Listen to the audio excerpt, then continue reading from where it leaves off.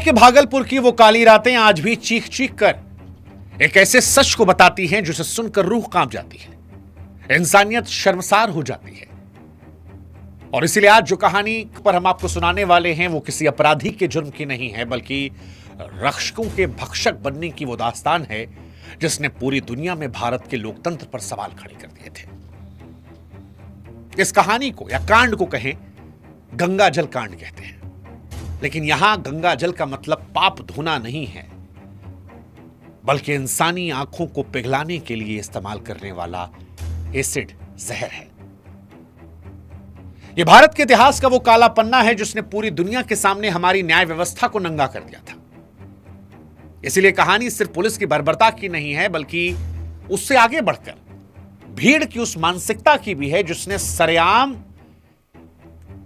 इस वहशीपन कत्लेआम को सही ठहरा दिया। लेकिन सवाल यह है कि आखिर वो कौन सी मजबूरी थी जिसने पुलिस को जज और जल्लाद बनने पर मजबूर कर दिया? और क्या वो वाकई में इंसाफ था या खाकी वर्दी में छिपी हुई शुद्ध हैवानियत? नमस्कार, मैं हूं शुभांकर मिश्रा और आप देख रहे हैं क्राइम बुक। और आज की कहानी है भागलपुर कांड, या कहें कि गंगा जल कांड की। पिक्चर आई थी गंगा जल, इसलिए कह रहे हैं गंगा जल कांड। इससे पहले कि इस कहानी की हम शुरुआत करें, हम चाहेंगे कि आप हमारे व्हाट्सएप चैनल से जुड़े। लिंक हमने डिस्क्रिप्शन में दे रखा है, कमेंट सेक्शन में दे रखा है। आप चाहें तो वीडियो पॉज करके जो स्कैनर दिया है उससे स्कैन करके सीधे व्हाट्सएप से जुड़ सकते हैं। अब शुरुआत करते हैं इस कहानी की। 1980 के आसपास भागलपुर में जो कुछ हो रहा था वो सब समाज के लिए बदनुमा दाग था, क्योंकि उस दौर में बिहार का यह जिला अपराध की आग में झुलस रहा था। डकैतों अपराधियों का इतना खौफ था कि पुलिस प्रशासन लाचार था। सिस्टम पर प्रेशर इतना ज्यादा था कि कानून के रखवालों ने कानून को कुचलने का फैसला कर दिया। पुलिस ने अपराधियों को पकड़कर कोर्ट ले जाने के बजाय एक खौफनाक शॉर्टकट अपना लिया। यह तय किया कि वो अपराधियों को हमेशा के लिए बेकार कर देंगे ताकि वो दोबारा कभी हथियारे न उठा पाए। और उसी सोच ने जन्म दिया था उस बर्बरता को जिसे आज भागलपुर कांड कहते हैं। पुलिस ने अपनी इस हैवानियत को गंगा जल कांड कहा था। एसिड गंगा जल उसे कह रहे थे। ये खाकी वर्दी के भीतर छिपे उस अहंकार की कहानी थी जिसने खुद को भगवान और जज दोनों मान लिया था। पुलिस को लगने लगा कि अगर कानून सुस्त है और अदालतें तारीख पर तारीख देती हैं तो फिर खुद ही जल्लाद बनकर ऑन द स्पॉट इंसाफ कर देना चाहिए। यह सिर्फ एक जिले की पुलिस की कहानी नहीं थी, बल्कि उस हताशा का परिणाम था जहां रक्षक अपनी ही मर्यादा भूलकर खूंखार शिकारियों में बदल गए। गंगा जल कांड में आंखों को फोड़ने की प्रक्रिया जो थी वो आपकी रूह कपा देगी, क्योंकि पुलिस की बर्बरता कोई इत्तेफाक नहीं थी, शांत ठंडे दिमाग से तैयार किए गए प्लान की तरह थी। जब भी पुलिस किसी संदिग्ध अपराधी को पकड़ती तो उसे थाने के उस कमरे में ले जाया जाता जहां चीखें दीवार को फाड़ कर बाहर निकल जाती। सबसे पहले पुलिस पीड़ित के हाथ और पैर बांधती ताकि वो हिल ना पाए। इसके बाद एक लोहे की मोटी सुई या फिर साइकिल की स्पोक, उसका इस्तेमाल किया जाता, तीली, और इससे पीड़ित की आंख की पुतलियों को बेरहमी से छेद दिया जाता। जब आंखें पूरी तरह लहूलुहान हो जाती तो फिर एक सुई उठाई थी, सिरिंज, और उस सिरिंज से तेजाब भरा और फिर जहां छेद किया था वहीं पर डाल दिया। अब आप कल्पना कीजिए, आपकी आत्मा जो है वो चीख पड़ेगी। तेजाब पड़ते ही पुतलियां पिघल जाती, इंसान पल भर में दुनिया खो बैठता। यह टॉर्चर इतना भयानक था कि कई लोग दर्द के मारे बेहोश हो जाते, लेकिन पुलिस का दिल नहीं पसीजता।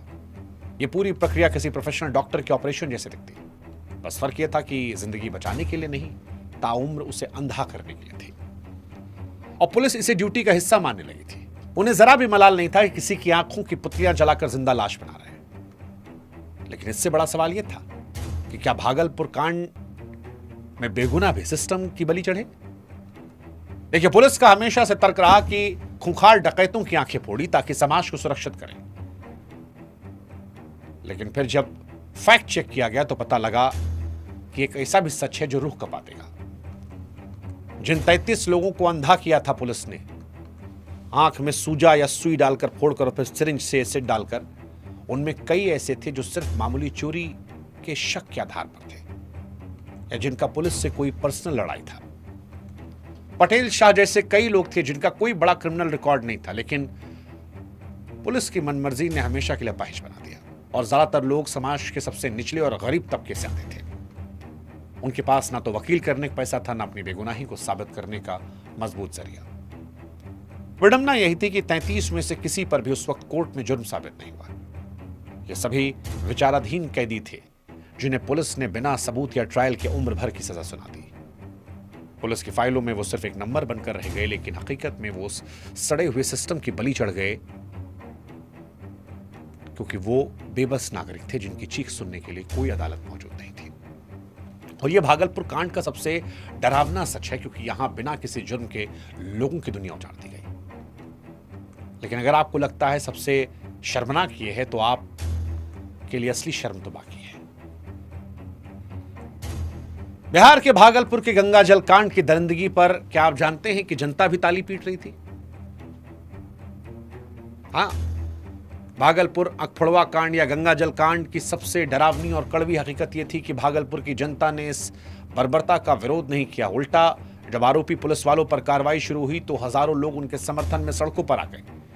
वे पुलिस की क्रूरता को सही इंसाफ मान रहे थे। उनका तर्क था कि कोर्ट कचहरी के चक्कर में अपराधी सालों तक जेल में मुफ्त रोटी तोड़ते हैं, फिर बेल पर बाहर आकर जुर्म करते हैं। ऐसे में पुलिस का यह तेजाबी इंसाफ एक ठोस समाधान है। नारे लगे थे कि हमारा कप्तान कैसा हो, गंगा जल वाले जैसा हो। यह उस समाज की सामूहिक हार भी थी जिसने कानून की लंबी प्रक्रिया से तंग आकर हिंसा को एकमात्र हथियार मान लिया था। और भीड़ की हिंसक मानसिकता ने पुलिस को मैसेज दिया कि तुम करो, आम आदमी तुम्हारे साथ है, तुम गलत नहीं कर रहे हो। जब आम आदमी कानून को दरकिनार कर एसिड की बोतल पर ताली बजाए तो समझ लीजिए कि लोकतंत्र की नींव हिल गई है। गंगा जल कांड का यह सामाजिक समर्थन आज भी एक डरावनी पहेली बना है। हालांकि कांड हुआ था तो बदनामी होनी थी, और भागलपुर कांड से दुनिया भर में भारत की कितनी बदनामी किरकिर हुई, क्या आप जानते हैं? साल 1980 में पत्रकार अरुण शौरी और संडे मैगजीन ने इस राज से पर्दा हटाया तो देश नहीं दुनिया से न रह गई। मैगजीन ने कवर पेज पर छपी उन अंधों की डरावनी और खुली आंखों ने पूरी दुनिया का ध्यान अपनी ओर खींचा। एमनेस्टी इंटरनेशनल जैसी ग्लोबल संस्थाओं ने भारत सरकार को सीधे तौर पर कटघरे में खड़ा किया। इसे आधुनिक भारतीय इतिहास का सबसे शर्मनाक मानवाधिकार उल्लंघन माना गया। उस समय की प्रधानमंत्री इंदिरा गांधी को न केवल संसद में तीखे सवालों का सामना करना पड़ा, बल्कि अंतर्राष्ट्रीय मंचों पर भी जवाब देना मुश्किल हुआ। विदेशी अखबारों ने इसे द हॉरर ऑफ भागलपुर कहकर छापा, जिसने बुद्ध और गांधी के देश की अहिंसक छवि को गहरा धक्का पहुंचाया। दुनिया भर के मानवाधिकार कार्यकर्ता पूछ रहे थे क्या भारत की पुलिस अब कानून की जगह तेजाब से न्याय करेगी? भागलपुर कांड की इस वैश्विक शर्मिंदगी ने दिल्ली की सत्ता को हिला दिया और आखिरकार सरकार को सीबीआई जांच के आदेश देने पड़े। ये वो दौर था जब भारत की लोकतांत्रिक साख पूरी दुनिया के सामने दांव पर थी। लेकिन सवाल ये, क्या भागलपुर कांड के पीड़ितों को इंसाफ मिला? क्या असली मुआवजा मिला? सुप्रीम कोर्ट ने इस मामले में ऐतिहासिक दखल देते हुए कहा कि कैदी भी इंसान है, उनके भी फंडामेंटल राइट्स हैं। कोर्ट के कड़े आदेश के बाद पहली बार पीड़िताओं के मुआवजे और मुफ्त कानूनी मदद का प्रावधान हुआ। ताउम्र सरकारी पेंशन की सुविधा दी गई ताकि गुजारा कर सके। लेकिन सवाल यह है कि कुछ हजार रुपए की पेंशन क्या उस रोशनी की भरपाई कर सकती हैं जो पुलिस की सुई ने छीनी थी? पीड़ितों की जिंदगी एक जिंदा लाश की तरह सिमट कर रह गई। समाज ने अपराधी का टैग दिया, जिसके कारण ना तो कभी कोई काम कर पाए, ना सिर उठाकर जी पाए। उनकी खाली और बेनूर आंखें आज भी सिस्टम सवाल पूछती हैं, क्या रक्षकों का आंख फोड़ देना है? गंगा जल कांड के पीड़ितों के लिए न्याय की देवी तो आंखों की पट्टी पर निष्पक्षता के लिए होती है, लेकिन यहां तो रक्षक ही आंख फोड़ने वाले थे। और इसीलिए ये घटना, ये मुआवजा उन मासूमों के घावों पर सिर्फ मामूली मरहम था। साल 2003 में गंगा जल पिक्चर आई थी और उसने इस घटना को एक बार फिर चर्चा में लाया, समाज को आईना दिखाया। फिल्म ने पुलिस की हताशा, समाज के गुस्से को बहुत ही प्रभावी ढंग से पेश किया।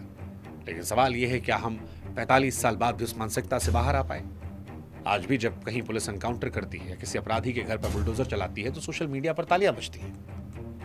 भागलपुर कांड हमें चेतावनी देता है कि हम सिस्टम को शॉर्टकट लेने की छूट देते हैं तो एक अंतहीन और खतरनाक सिलसिला बन जाता है। अगर आज हम किसी अपराधी के साथ हो रही ज्यादती पर खामोश हैं, तो फिर कल को किसी बेगुनाह के साथ भी ये घटनाएं हो सकती हैं। लोकतंत्र की ताकत कानून की प्रक्रिया का सम्मान करने में है, सरेआम तोड़ने में नहीं। भागलपुर कांड की चीखें आज भी सतर्क करती हैं कि इंसाफ और बदले के बीच का अंतर खत्म नहीं होना चाहिए, वरना न्याय सिर्फ ताकतवर की लाठी बन जाएगा। हमें समझना होगा कि जब रक्षक कानून को हाथ में लेते हैं तो अंत में लोकतंत्र की हार होती है। ये कहानी भागलपुर के गंगाजल कांड की थी। कहानी क्राइम पर थी। कोई और कहानी सुननी हो तो बताइएगा, और इस भागलपुर के कांड को लेकर, गंगाजल कांड को लेकर आप क्या सोचते हैं वो कमेंट सेक्शन में लिखिए।